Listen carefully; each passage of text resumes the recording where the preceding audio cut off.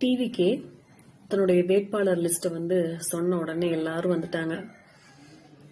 Serial ஆர்டிஸ்ட்லாம் வந்து வேட்பாளராக இருக்காங்க. அவங்க டிரைவரோட பையன் நிப்பாட்டி வச்சிருக்காங்க வேட்பாளராக. ஏன் நிற்கக்கூடாதா? அவருடைய டிரைவரோட பையன் வேட்பாளரா, எம்எல்ஏ வேட்பாளரா நிற்கக்கூடாதா? அவருக்கு தகுதி இல்லைன்னு நீங்க என்ன வச்சு சொல்றீங்க? எதை வச்சு சொல்றீங்க? இப்படி பார்த்தா திமுக முதல்ல கட்சி ஆரம்பிச்சு ஒரு 4 வருஷம் கழிச்சு எலெக்ஷனை சந்திச்சாங்க. அந்த நேரத்துல அவங்களால 100 வேட்பாளர்களை மட்டும்தான் ஏற்பாடு பண்ண முடிஞ்சிச்சு. 234 தொகுதிக்கு வேட்பாளர் அவங்க அறிவிக்கல.